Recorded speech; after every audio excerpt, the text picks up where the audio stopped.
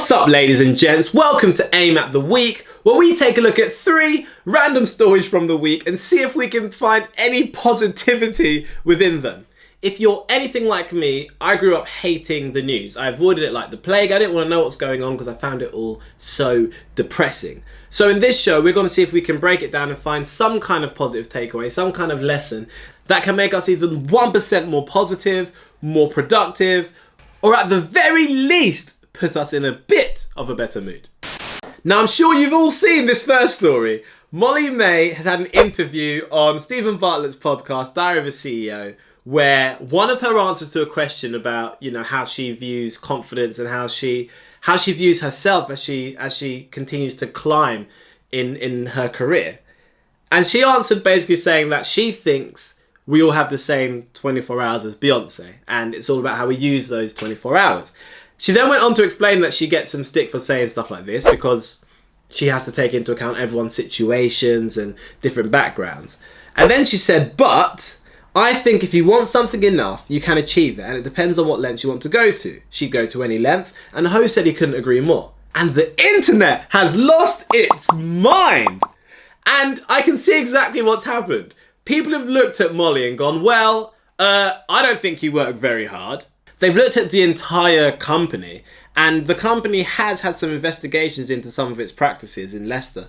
But remember, she doesn't own the company either. She is employed by the company. She's a creative director. Then they've looked at her upbringing and her social media and been like, you don't work very hard and you're really privileged. How dare you, with your pretty privilege, with your white privilege, being middle class, having a 2-parent household, living in a lovely place like Hitchin, turn around and tell the rest of us, we just have to use our 24 hours better. How dare you? It's not that simple. What about all the people who only have 13 hours in their day? What about them? What about the people whose days end at 8 o'clock? What about those people? Okay, I'm being a little bit flippant, but I watched the interview in order to do this show authentically, right? And I genuinely wasn't mad at the interview. I took the interview for what it was. Molly Mae is a influencer, a fashion influencer. People follow her to find out what is fashionable. People follow her to see what she's up to and are interested in her life, right? That's it. She's not a politician. She's not an activist. She's not talking about social change. She is a fashion influencer. More importantly, and I think my main issue that I've seen from the reactions is you have to be really careful when you jump to the defense of a minority group, of a group from less than fortunate circumstances, from people with disability. You need to be careful when you jump into the defense of people.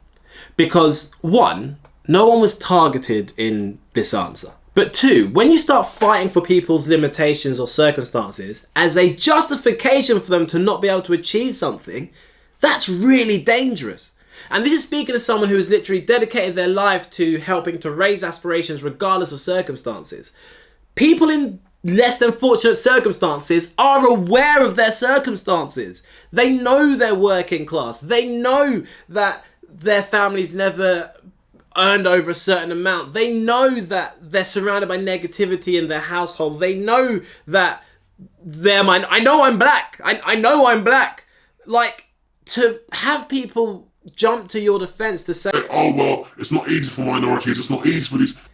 It's actually not helpful, and it's kind of patronizing. We're all fully aware of the advantages and disadvantages that we have, and when we're trying to make the choice to go and do well despite that, what doesn't need to happen is people jumping in and reminding you of your place in society. What is actually really helpful is people talking to you on a level as an individual and saying, hey, how do you use your 24 hours? How hard are you working? And granted, some people are working their absolute backsides off to get out of their situation, and it's hard when you're being paid very little. Completely understand that. But please don't make the assumption that because someone's circumstances aren't great, that their circumstances are never going to become great. This is a problem we are literally fighting against every single day. And we need to keep that mentality that actually social mobility is possible.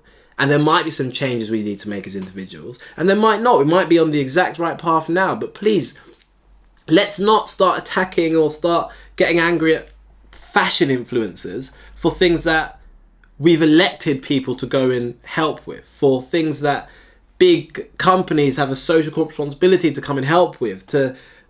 We've got teachers who are there helping on the front line.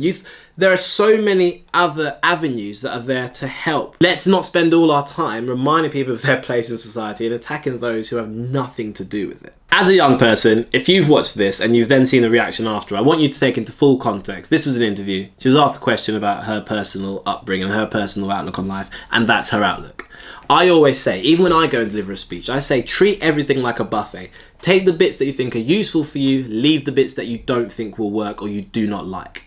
And that's it. Remember also, she's an influencer. She's not a politician. She probably isn't fully aware of how social mobility works or doesn't work in the country. She is into fashion. So when you see someone who's a specialist in fashion, let's not start to try and dissect opinions about other things.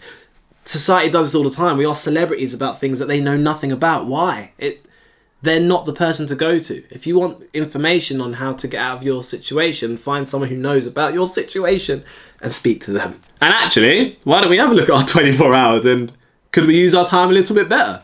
If you watch this and the only thing you take away is you're going to spend 1 hour less on the Xbox, fantastic. Great. If you're going to wake up half an hour earlier and start writing notes towards that book you've always dreamt of writing, fantastic. If you actually really like fashion and you're going to start posting a picture of a fashion idea on Instagram every day, wicked. It doesn't always have to be negative. There are positives we can take.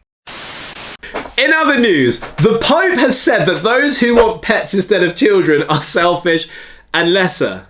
Really? Is that what we're saying now? Bear in mind, this is a role where you take a vow to be celibate, so you won't ever have kids. And the only way you can have a child is if you have it before, which he didn't. And there have been popes in the past who have had pets. Sometimes people say things and you can just disregard it. Disregard it. According to government statistics, as of March 31st, 80,080 children were in care. Only 3,440 were adopted in that same period.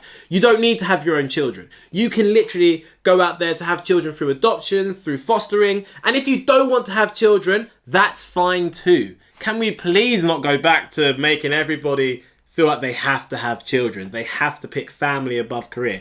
They have to stay at home and raise... No. There's so many people on this planet right now. Global warming's real. If you want kids, fantastic. If you don't want kids, fantastic. Do not get pressured into having children or setting sights to have children just because of someone else's opinion. It's a real commitment. I have 2. It's a real commitment and they need constant love, attention, focus and care. If you're going in there not wanting to be in that situation, it's not good for anybody involved. So, thanks, Pope, but... And our final piece of news, The Apprentice is back! Not only is The Apprentice back, Tim Campbell is taking the place of Claude as one of the advisors. This is amazing. Now, I love Claude, and he is actually, he's not on the show because he had a injury from his electric scooter, so wishing Claude all the best. But Tim Campbell is back, which is amazing. It was entertaining, but from a business standpoint, damn. We had Boujie Cruises, which was hilarious because they couldn't actually define what the word bougie meant, so the whole thing was just a bit disjointed. And on the other hand, you had never-ending nautical, maybe? All I remember is the logo that looked like a poo banana with arms. It was very bad. It was very bad. And spoiler alert, obviously the Boujie Cruises won because the logo was so bad. And then in the boardroom, Harry spoke himself out. He talked himself into being fired. I don't think he was in a line to be fired. I think it was going to be the leader or it was going to be the sub-team leader, but he talked himself into getting fired and he was fired. What can we take from this episode? If you come up with an idea, think it through, make sure you can stand by it. If you're a leader, people saying your idea isn't great isn't a criticism of you personally. It's a criticism of the idea. Maybe have a listen, see if there's anything you can take on and make the idea better.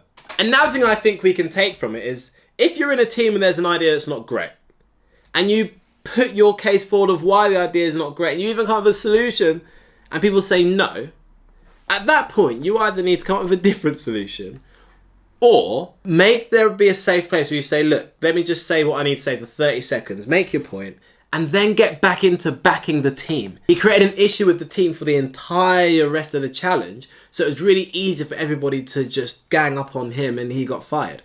You're better off making your point, making your case, and then getting back into teamwork mode and working together. Well, thanks for watching our first episode of Aim at the Week. Let us know your thoughts in the comments. And if there's anything that happens this next week that you'd love to hear us speak about, please drop us a message on Instagram and let us know in the comments, and we will try to include it in the next episode. I've been Kamal Ellis-Hyman from Aim a Little Higher, signing out. Peace.